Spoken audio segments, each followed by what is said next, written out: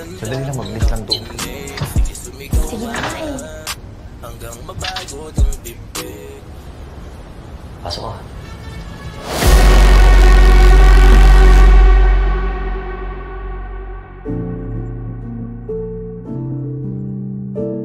Film dimulai dengan memperlihatkan dua pria begajulan. Mereka membawa sebuah kantong mayat. Aksi tersebut dikomando oleh orang misterius yang memakai hoodie, tapi sayang bebungutnya tidak diperlihatkan. Adegan lalu beralih pada seorang wanita cantik bernama Jessica, atau lebih akrab dipanggil Ica. Dia tinggal di kosan kecil milik Bu Adeng. Mereka hidup dengan rukun. Ica juga dekat dengan anak Bu Adeng yang masih SMA, namanya Abner. Ica yang ceria dan tak pernah nunggak bayar kosan, diperlakukan dengan baik, bahkan sudah dianggap sebagai anak oleh Bu Adeng. Setelah sarapan, Ica langsung berangkat kerja di sebuah departemen store yang besar. Tak lama kemudian seorang manajer bernama Galvez memanggil mereka untuk diberikan pengarahan. Saat Ica sedang memeriksa rak pakaian, dia melihat seorang wanita yang sangat mencurigakan, sebut saja namanya Yuli. Si Yuli terlihat celingak-celinguk memperhatikan sekitar, dia lalu membawa banyak baju ke ruang ganti. Kocaknya saat keluar dari sana perut Yuli tiba-tiba membengkak, jelas Ica curiga, karena tak mungkin si Yuli bisa bunting dalam waktu singkat. Ica lalu menahan Yuli dan mencoba menasehatinya dengan lembut. Yuli yang panik malah balik mencaci maki pekerjaan Ica, dia dituduh tidak becus dalam melayani pelanggan. Karena itu suasana menjadi kacau, kemudian Galvez datang dan mencoba menengahi keributan tersebut. Namun si Galvez juga malah pelanga-pelongo, tahu sendirilah ibu-ibu macam Yuli ini, kalau lagi ngomong tak mau dibantah. Ica yang kesal lalu mengacak-acak semua pakaian yang disembunyikan Yuli dalam daster.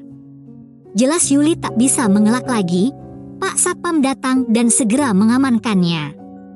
Ica memang pramuniaga yang berani, dia tak mau ada barang yang hilang, karena jika terjadi, perusahaan akan memotong gaji para karyawan untuk membayarnya.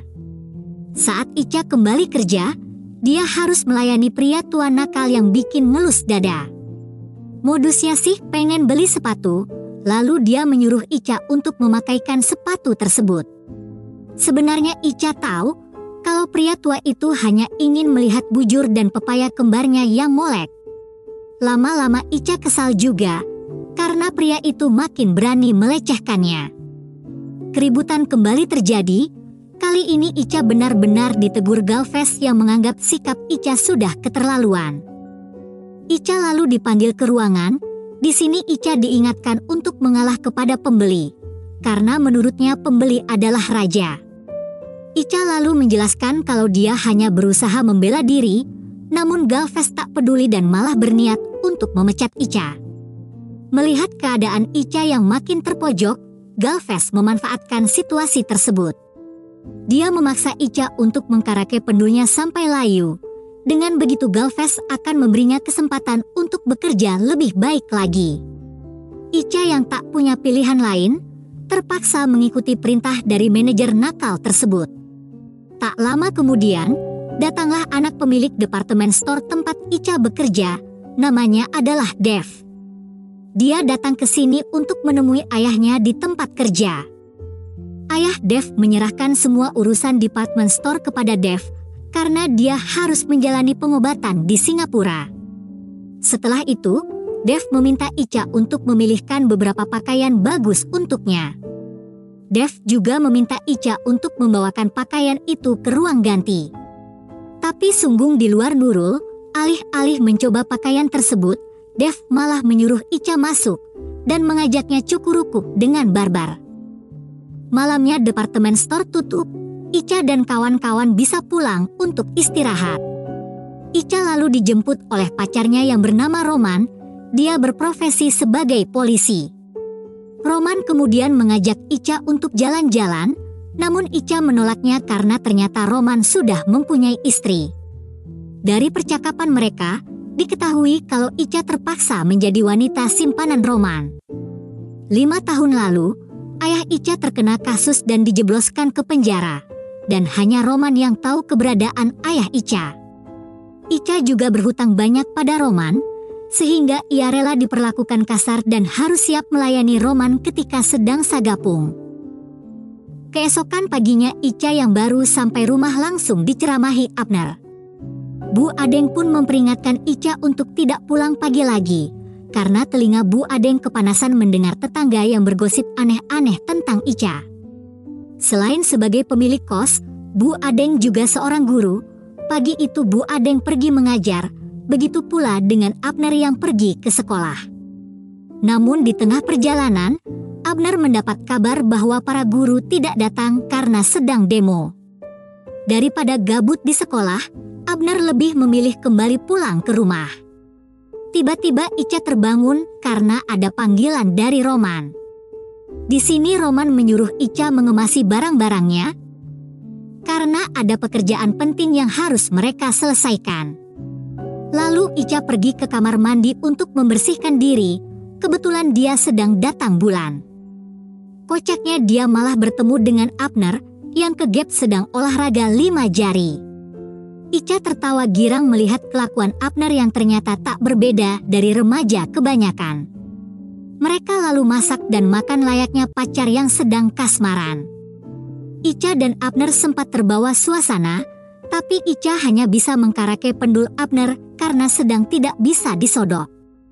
Belum juga pendulnya layu, Bu Adeng datang duluan dan membuat mereka terpaksa mengakhiri kegiatan mantap itu. Ica kemudian mengemasi semua barangnya dan berpamitan kepada Bu Adeng. Ica beralasan kalau dia dapat kerjaan mendadak dan kemungkinan takkan pulang ke kosan ini lagi.